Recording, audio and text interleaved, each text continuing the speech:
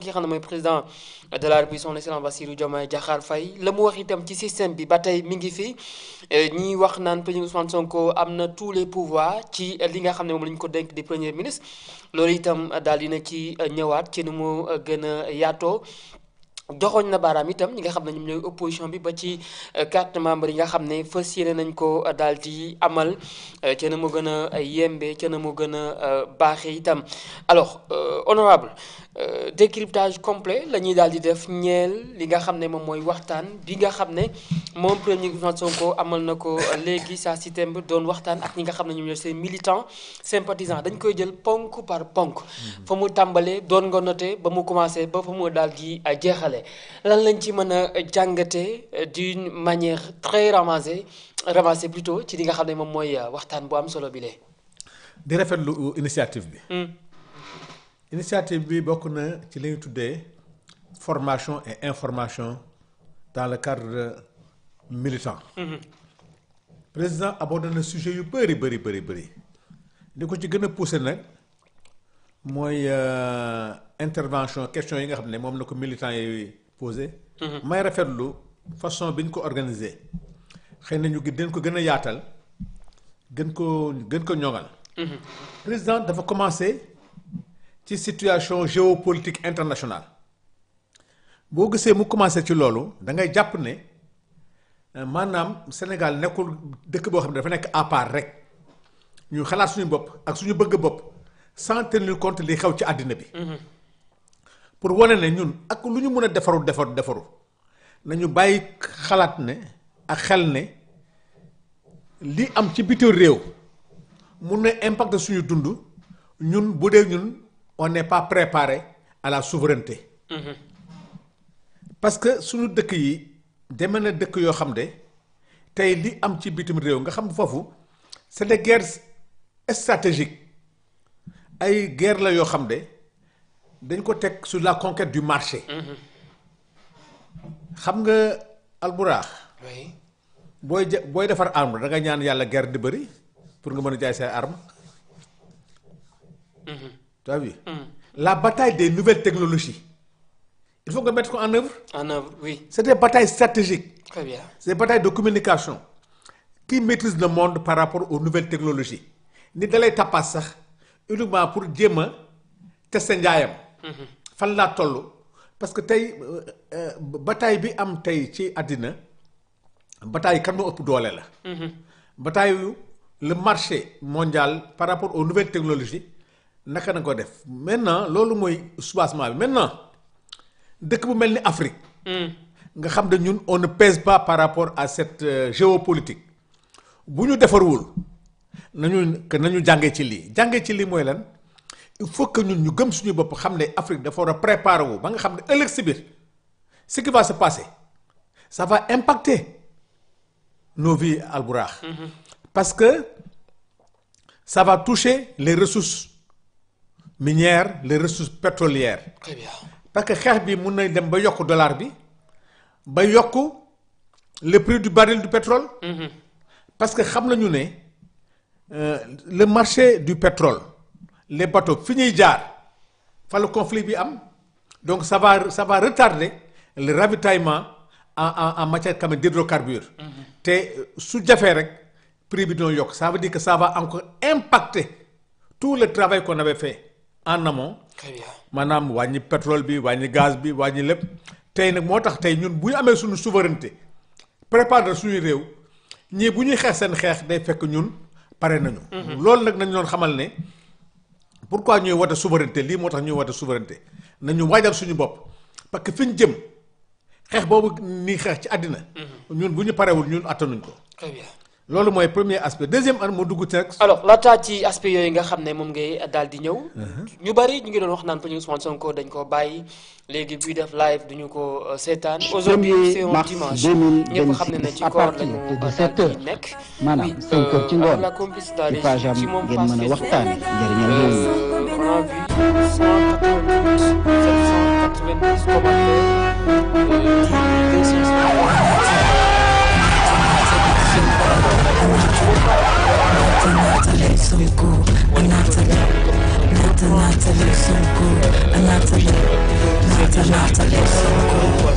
mbokki Sénégal Ousmane Sonko président bu Pastef moom moo bëgg a waxtaan ak yéen. alors lii dafay dëggal ne par exemple li ñu doon wax naan c'est lui le gardien de la révolution wala le guide lii da koy dëggal honorable quand même.